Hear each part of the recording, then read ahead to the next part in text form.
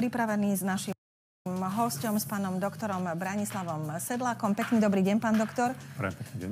Chcela by som povedať, že vítajte v Indii, lebo taký tu máme odor, však taký príjemný, ale čo je dôležité, vy ste ortopéd, my sa ideme rozprávať o operácii krížneho väzu, lebo či sa nám to páči, alebo nie, starne aj naša generácia, naša populácia a naraz sa treba trošku viacej starať o kolena. Čo je za operáciou krížneho väzu, to všetko si povieme, ale na úvod ja som vás poprosila, vysoko si to vážim, že nám vysvetlíte, o akom väze si ideme vlastne hovoriť a že si ho ukážeme, aby sme boli v obraze. Takže poprosím vás, kde mám ja ten krížny väz a nie len ja, ale my všetci? Úplne zo začiatku, vlastne to kolenný klb, bavíme sa o ňom, je najdôležitejší, jeden z najdôležitejších klbov v ľudskom tele. Skladá sa vlastne z dvoch kostí, respektíve z troch. Je to stehnová kosť a predkolenie. A k tomu máme ešte takú patelu, teda jablčko, ktorá vlastne vytvára klb medzi stehnovou kosťou a jablčkom, ktorý v takom žliapku. Áno. Tá pointa toho celého je, že tam na to jablčko sa nám upína stehnový sval, teda štvorhlavý stehnový sval, stehno, a funguje to tak, že vďaka tomuto prepojeniu na predkolene vystierame to koleno. Tak, presne, mala som to ukázať, áno. Takže keď sa štandardne máme tam kosti, na tej kosti je chrupavka, vďaka tej chrupavky vieme prirodzene hýbať bez nejakej bolesti a fungovať. Čo sa ďalej nachádza v tom kolene, môžeme ich rozdielovať na nejaké také, že dynamické stabilizátory. To sú hlavne väzy. Môžeme ísť vonku, kedy sú to vlastne postranné väzy, toto je vlastne kolaterálny väz alebo bočný postranný väz na jednej strane a toto je na tej vnútornej strane.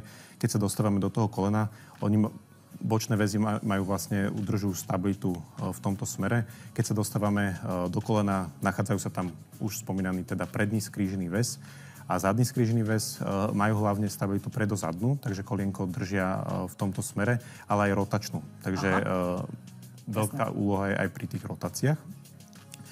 A následne sú tam menisky. Sú to také vlastne dva mesiačiky. Jeden je vonkajší, vnútorný a fungujú také akéby vankušiky. Odľahčujú vlastne tie nárazy tej chrupavky, znižujú to trenie a tým pádom, aby sa ona nejak zošuchávala, potrebovala a vznikali tam nejaké úrazy. Tak od úrazov sa dostanem teda k dôležitým poraneniam, lebo keď sa hovorí o krížnych väzoch, o meniskoch, tak mi prídu na najmä športovci a futbalisti, ale aj iná populácia, aj nešportová populácia máva problémy. Tak naznačili ste, že príčinou tej operácie je to, že som mala nejaký úraz. Môžem mať príčinu k operácii alebo k problémom s krížnym väzom aj napríklad nejakým opotrebovaním alebo nejakou artrózou, ak by som to tak mala nazvať? Štandardne väčšinou, keď sa poraní ten predný skrížený väz, je to väčšinou alebo 100% poranenie, je to pri športe. Tie rizikové športy sú športy, ktoré rýchlo menia ten smer, takže je to napríklad futbal, basketbal, hádzana. Tenis nemôže? Aj tenis. Je to dynamický badminton. Plávanie, bicykel sú skôr také, že pre kolena presne šetrné. Takže väčšinou je to pri úraze, až 50% úrazov kolena je v súvislosti s predným skríženým väzom. Teraz je otázka, že či pri tom prednom skríženom väzi sa trhá aj väčšinou vnútorný meniskus, lebo je pevnejší a pri mechanizmu úrazu, alebo sú tam poškodené aj nejaké iné ligamenta a štruktúry, ktoré sú teda v tom kolienku. Takže to je ten úraz. Väčšinou pacient dojde na to, že samozrejme bolestivosť, vie, že urobil nejaký zlý pohyb, môže pocítiť nejaké prasknutie. Často má opuch. Je to spôsobené tým, že ten predný skrížený väz je vyživovaný a keď sa roztrhne, tak sa vlastne potrhajú tie cievne cievy. Jasne. A vlastne nakrváca do toho kolienka. Takže pociťuje tlak v tom kolene, opuch, je to vidieť. A aká je tam tá prvá pomoc? Keď toto všetko prvá pomoc je vždycky obklad, akože ľadovať, vtedy znižujeme to prekrvenie. Teraz je otázka, že či sa vie na to postaviť na tú nohu, či vie ju vystrieť, zohnúť. Pri tom akutnom štádiu je to také, že nie vždycky sa vie určiť, že či je to iba krížny väz, predný skrížený väz poškodený, alebo je tam aj meniskus, či je otrhnutý, či nám nezablokuje to, že my kolienko nevieme vystreť, lebo sa niekde otrhol a tým pádom tam zabraňuje tomu vystretiu, to sa volajú tie blokové kolená, vtedy to treba akutne riešiť. Alebo je ten čas, že sa počká na to akutné počkáme, kým vyšetríme toho pacienta. A poďme k vyšetreniu. Hneď pokračujete, nadýchnite sa. Takže poďme k vyšetreniu, ako sa diagnostikuje. A najmä ma zaujíma, že či musí odpuchnúť, aby ste potom mohli následne niečo robiť. Aká je tá cesta k tej operácii? Ono v podstate, ten pacient vyhľadá buď tu teda zdravotnú starostlivosť, keď má nejaké ťažkosti. Niektorí to vedia, že jednak majú možno vyšší prach bolestivosti, druhá vec je, že nepotrebujú alebo to nejako predýchajú. Keď k nám príde, tak ten pacient väčšinou nejako ubolený, je tam opuchnuté to kolienko. To štandardné vyšetrenie začína vždycky anamnézou, takže sa opýtame na spôsob... Máme obrázky, tak som chcela k tomu, lebo pán režisér nám pustil aj obrázok. Neviem, či máme... To sa vrátime asi až k tej operačnej liečbe, že kde čo, ako bereme tie šlachy, ale kľudne tam môžeme mať to kolienko. Dobre, diagnostike. Takže vždycky je to akože to vyšetrenie, teda anamnéza, klinické vyšetrenie, to znamená, že si potočíme s tým kolenom, pohmatáme. Ak je tam nejaký veľký opuch, urobíme punkciu, to znamená, že pichneme tam do toho a vytiahneme tú tekutinu, tým pádom sa pacientom uvolaví, lebo tam majú natlakovaných niekedy 70, 90, 100 ml tej krvi tekutiny. Takže to je tá prvá pomoc. Potom samozrejme pri tom vyšetrení sa zisťuje, že či je voľnejšie to koleno, či posúva dopredu to kolienko, či sú tam poškodené iné väzy, menisky. Samozrejme potom ďalšia tá priorita je magnetická rezonancia. Na tej magnetickej rezonancii vidíme všetky tie mäkké štruktúry poranenia, či tam máme nejaký opuch, či tam je aj poškodený meniskus, alebo je to iba predný skrížený väz. Tiež je dôležité, že kde je otrhnutý. Keď je otrhnutý v tej hornej časti toho kolena, je tam lepšie cievne zásobenie a tým pádom aj tá liečba môže byť v tom akutnom štádiu úplne iná. Lebo štandard je, že teda keď sa bavíme o tej liečbe, povedali sme si, že máme roztrhnutý predný skrížený väz. Ja som ešte mala takú podotázku, že či je to pre pacienta veľmi bolestivé. Že vlastne viete, že stane sa, otrhne, mám bolesť, toto všetko podstupujem. Jasné, či sa teda tlmí to nejakými liekmi, alebo jednoducho... Ono v podstate vždycky je, že ten úraz všeobecne je bolestivý, aj keď si vlastne natiahnete to kolienko, všetky tie mäkké štruktúry, keď sa už iba natiahnú, tam je proprioceptíva, nervové zakončenia, oni sú podráždené. Keď vám to opuchne, tak keby vy ste si teraz nastriekli nie 50 nejakú veľkú striekačku do kolena, nie je na to koleno zvyknuté, tým pádom vytvára ten tlak, bolestivosť. Takže vždycky to akutné štádium je jasne, treba riešiť, že ľadovať, tým pádom, aby sme znížili ten opuch. Dávajú sa analgetika, lieky proti bolesti. Tam tiež je dôležité, že či dávame nejaké lieky, ktoré sú protizápalové, tým pádom je to proti bolesti, ale znižujeme potenciál toho hojenia. Takže tam ten mechanizmus je troška komplexnejší. Ale jasné, lád, analgetika, čo máme doma, dať si a čakať. Ak to odpuchne a viem fungovať s tým, postaviť sa na to, tak nie je to až tak akutné a vyhľadať nejakú pomoc neskôr, uvidieť, ako to bude reagovať a keď proste to nefunguje, tak vyhľadať čím skôr nejakú pomoc. A pomoc znamená operácia? Pomoc znamená vyšetrenie a teraz sa bavíme o tom, že operácia. Keď sa bavíme o nejakých športovcov, čo je teda u nich častý úraz, oni očakávajú, že budú zajtra bežať, zase naspäť, presne tak, že čím skôr vrátiť do hry a tým pádom u nich je to úplne indikované. U tých bežnej populácie, ktorí proste nejaký stredný vek, 30-tnici, 40-tnici, ktorí chcú už iba bicyklovať a nerobiť nejaké takéto akože krkolové športy, dobre. Tak tam je tá pointa toho, že nechať akutné štádium, môže sa dať ortéza, nech sa to pekne tam drží kolienko pokope, nech sa nenamáha. A keď doznie to akutné štádium, začať s rehabilitáciou po nejakých 6 týždňoch a spevňovať ten stehný sval, lebo ten stehný sval je dynamická stabilizácia toho kolena, takže okrem tých väzov on dokáže odľahčiť to kolienko a tie väzy vo vnútri. Takže ak máme pevný ten stehnový sval, tým pádom začne lepšie fungovať kolienko a aj tá stabilita. Ak ten pacient stále pociťuje, že má nestabilné koleno pri hociakom pohybe, tak potom je tam jasné tá liečba teda operačná. Operácia, k tej sa dostaneme už neskôr, lebo čas nám teda uletel. Budeme si to zodpovedať, alebo tieto otázky si zodpovieme pri počítači počas toho nášho druhého vstupu. Ja možno len ešte taká drobnosť, aby sme divákov nevystrašili, že čo sa týka tej operácie. Keď hovoríme o operácii kolena, na aký čas ma vyradíte? Aby som ich tak motivovala, že nebojte sa, o mesiac už chodíme. Všetko vždycky záleží od toho, akú metódu použijete, akú techniku, ako má kto, ale ten štandard je väčšinou, že po tých 4 a 6 týždňoch sa začína s nejakou už takou rehabilitáciou. Prvé 2-3 týždne sú taká kľúdo a pekne ležia, majú nejakú ortézu a potom už sa začne taká viacej. A je to určite individuálne. Rovnako individuálne budú vaše otázky na damskyklub@rtvs.sk. Pán doktor Sedlák bude našim hosťom, bude odpovedať na to, čo vás zaujíma ohľadom operácií kolenného alebo teda krížového väzu. A my ideme ďalej, pretože je tu september a my chceme vedieť aj to, možno, že vy viete ešte aj viac, ale my si ideme teraz pripomenúť septembrové pranostiky a ak niektorú viete, ktorú sme vám nepovedali alebo nepovieme, napíšte nám a my ju radi prečítame. Tak poď. Doktor už trpí. Ale usmieva sa, nevyzerá, že trpí. Už je smedný, tu sú také úžasné indické vône, ste na Slovensku, v Bratislave, je všetko v poriadku. Pacienti a v tomto prípade naši diváci najmä sa pýtali.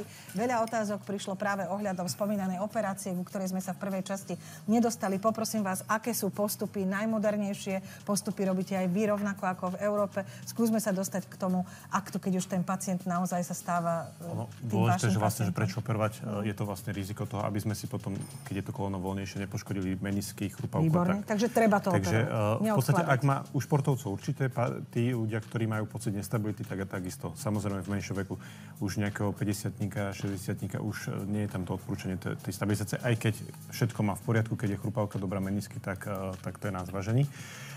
Tá operačná liečba je teda záleží od toho, väčšinou boli tá pointa toho celého je, že vlastne sa dáva tam nejaký štep. Ten štep sa odoberá, teraz môžeme dať kľudne ten obrázok, kde sú to zo pár štepov, 3 sú také hlavné, berú sa vlastne buď z BTB sa to volá, to znamená, že je to kosť, šľacha kosť, väčšinou to je v oblasti teda toho ligamenta, jak je jablčko. Potom sú to štepy zo zadnej strany kolena, to sú hamstringy a potom teraz veľmi populárny vôbec vo svete je hamstring, to znamená zo stehnového svalu. Ten štep sa v podstate odoberá, vždycky má niektoré, každý štep má nejaké pre a proti. Pri tých vlastne štepoch, ktoré sú kostné, tak sú pevné, to znamená ten BTBčko, teda kosť, šľacha kosť. Zase tí pacienti môžu mať prednú bolesť toho kolena, priklačania, kláčania, takže vždycky skôr sa z toho už opúšťa, používa sa to skôr v tých revíznych operáciách. Teraz tie hamstringy sú hamstringy a v podstate ten kvadriceps, to znamená tá šľacha toho stehnového svalu spredu, je veľmi obľúbená, teda používa sa. Vždycky je dôležité teda tá metóda. Vždycky chceme, aby to bolo čo aj anatomickejšie, to znamená, že sú tie all-inside metódy, kedy ten štep je v tom kolene tak, ako má byť a kopíruje čo najviac tú anatómiu toho kolena a pôvodného skríženého väzu. A teda je... No, hovorte kľudne. Ja vás stále počúvam, len som sa stratila v štepovách hamstringoch, lebo to, ako tá operácia vyzerá, mne síce poviete ako pacientovi, ale ja vám musím plne dôverovať. A teraz sa pýtam, spím pri tom, alebo teraz som u nejakou... Väčšinou sú to mladí pacienti, takže tam je preferovaná celková anestéza. Keď niekto má s tým problém, teda s uspatím, tak sa môže píchať spinál, teda do chrbtu. Sú niektoré prípady, kedy sa dá pichnúť iba blok, to znamená, že iba opichnúť nejaké nervy. Ten pacient väčšinou nechce byť s nami na tej operačnej sále. Jasné. Tak je to v podstate takto tá operácia prebieha, je to väčšinou okolo nejakých 40 minút do hodiny. Záleží teda, aký štep, príprava, odobratie toho štepu, urobenie si miesta v tom kolienku a zase príprava štepu a danie ho do toho kolena. Výborne. Priniesli ste takúto paličku, ktorú neviem, či náhodou aj nevidíme na tom obrázku. Je to možné. Oni v podstate sú rôzne metódy. Vyzerá to ako dirigentská palička, ale nie je to. Používame tie metódy, že si vlastne vďaka tomuto sa dostaneme do toho kolena. Tu je také koliesko, ktoré sa nám zväčší a vysúva sa nám také, jak keby vrtačík, kde sa nastavuje tá veľkosť toho kanálu, kam ide ten štep. A vlastne vrta sa iba tá časť toľko, koľko potrebujeme na ten štep. Takže sa neoslabuje celá tá kosť, neprevrtáva sa celá kosť. To je v podstate teraz super nová metóda, ktorá akože veľa a ďaleko posúva tieto operácie. Áno, určite. Aj pacientom, aj vám. Určite. A je to čím viacej anatomickejšie, menej oslabuje sa tá kosť. A tým pádom aj tá záťaž pooperačná je v tomto akože... Tak, a to boli ďalšie otázky, ako vyzerá potom rehabilitácia, respektíve pooperačná časť. Štandardne vždycky tá operácia teda rýchlo odbehne, ten pacient väčšinou ide v ten deň domov. Po vlastných? Po vlastnej jednej? S nejakým príslušníkom, ale dostane ortézu, nemecké barle alebo francúzske, s tým, aby vedel prvé 3 nejaké týždne odľahčovať to koleno, aby tam jednak sa hojili tie rany, jednak ten štep, aby sa tam dokázal čo prihojiť a nebol tam nejaký veľký na to ťah. A následne po tých 3-4 týždňoch sa uvoľňuje tá ortéza, to znamená, že tá ortéza je zamknutá, vie zohnúť 0,30, to znamená zohne koleno iba do 30 stupňov. Potom sa to povoluje, tá ortéza stále tam je, aby spevňovala a posilňovala to koleno. A následne sa začína už po tých nejakých 2-3 týždňoch s tou intenzívnou rehabilitáciou, čo je veľmi dôležité. Tá rehabilitácia so skúseným fyzioterapeutom, ktorý sa tomu dokáže venovať a je tam strašne veľa aj tých fyzikálnych metód, ktoré sa dajú tomu pacientovi na to, aby sa lepšie hojilo to kolienko rana, aby tie svaly fungovali, aby nám za tých 6 týždňov neoslabil sa ten stehnový sval, ktorý je teda jeden z najdôležitejší stabilizátor toho kolena, okrem tých väzov. Takže aj tá potom následná pooperačná rehabilitácia je dôležitá v posilovaní tých stabilizátorov, teda tých svalov okolo toho kolena, ktoré to držia pokope a odľahčovanie tých vnútorných štruktúr a väzov, ktoré sú v tom kolienku. Dokonale ste nám to vysvetlili a myslím, že mnohí pacienti, znova hovorím o pacientoch, ktorí nám napísali, naši diváci, majú v tejto chvíli jasno.